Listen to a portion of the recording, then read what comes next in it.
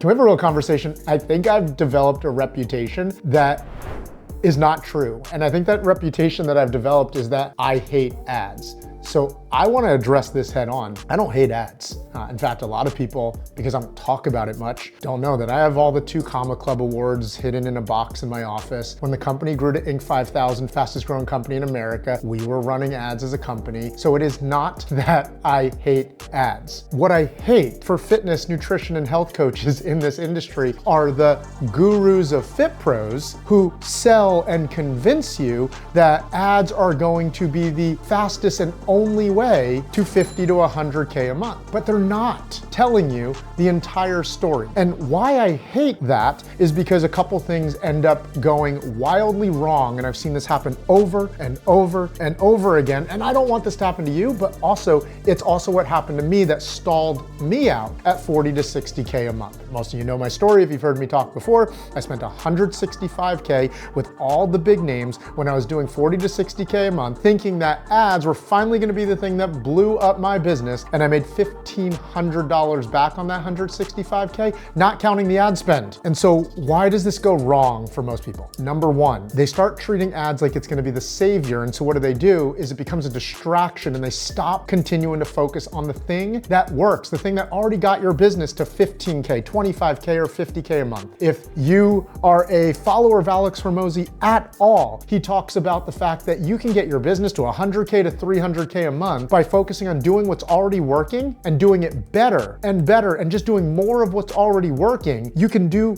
that to 100 to 300K a month before worrying about doing something new. But instead, I see these coaches finally getting traction with organic and DMs and content, and it's finally working. And then they completely lose their focus on here for the savior over here. And then they find themselves up and down like this. And now their business might be doing 15 to 25K, maybe from ads, but now it's not as profitable. It feels more volatile and it feels up and down. So the number one thing is I hate that it becomes a distraction and actually makes your business harder. The second thing, it's not that I hate ads, it's that it's getting promoted to people without factoring in asymmetric risk. If you're an investor, and every 9-figure and 10-figure investor or mentor that I'm friends with that has ever taught me anything, they always talk about great investors. And that's what you're doing as a business owner. You are deciding what to invest in. Every wealthy friend that I have talks about you build wealth through asymmetric risk. Do you know what asymmetric risk is? Asymmetric risk is the ability to analyze or evaluate the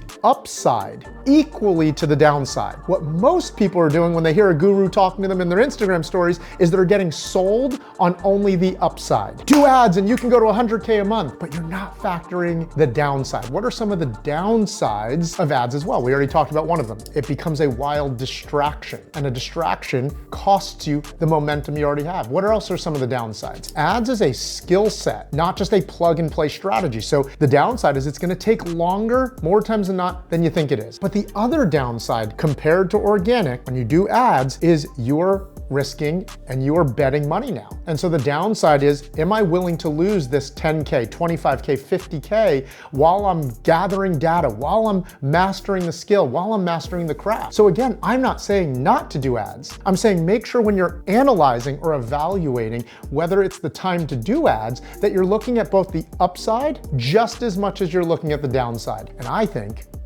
most coaches should consider the same thing. What else do I not hate about ads, but hate about how it's being sold or approached to you? More times than not, you're not getting the full story. You hear about this coach who had a 6x ROAS. They spent 5K and made 30. They put 10 in and made 60. But I've been in this game, done it myself, talked to thousands of coaches as well, and I can tell you this much, more times than not, you're not getting the full story. What story are you not hearing? You're not hearing about the months just before that month where the same person invested 10K and made nothing, lost all 10K, or put 10K in and only made 10K back, a 1x ROAS. And so if you zoom out, yes, there was 1 month where you put 10K in and made 60 back, but if you zoom out for the whole year, you maybe put 120K into ads and made 150, but you're only hearing a small snapshot, a small highlight of the entire process. And once again, that's not me selling someone off of ad. I think someone needs to go about it and approach it with the right understanding or mentality. And more times than not, I see people treat ads like it's gonna be plug and play, or they treat it like a savior, like it's finally gonna be the thing that allows me to never have to post content again, or it's gonna be the thing that just unlocks unlimited leads. And that's not always the case. And lastly, going back to, are you optimizing just for revenue, or are you optimizing for risk? Chances are, if you're considering ads, you're already making good money then. So now it's time to protect the downside just as much as the upside, and know when you're ready to play all out and risk and play to win, and when to stabilize the business you already have. And what do I mean by that? The last part I don't think we think about when we're factoring optimize for revenue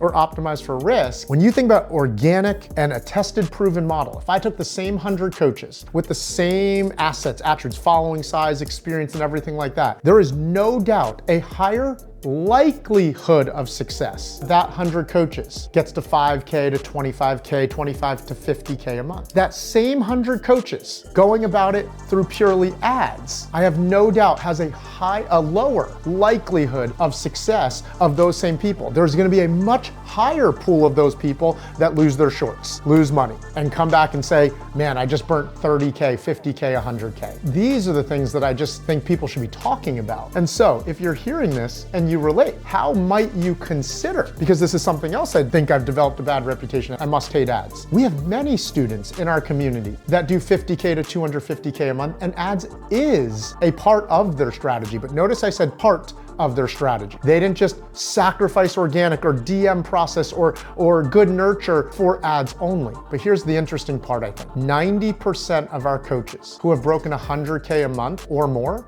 are actually not doing ads. And I think that's the last piece that's really interesting for a lot of people, because I think they believe that ads has got to be the only way. And of that 90% of coaches that broke 100K, most of them don't have 500K to 1 million followers. So you would think they have like this massive audience, but they have most of the same assets that you probably have as well. But they thought about the growth of their business the right way, doing what's already working better, thinking in longer time horizons, truly becoming a great leader, optimizing for acquisition and LTV, optimizing for conversions and efficiency and right average order, and building a true business model for sustainable scale. If you're going to consider ads, a couple things that I think is important to consider ads the right way, that you don't sacrifice, that you make sure you keep in place.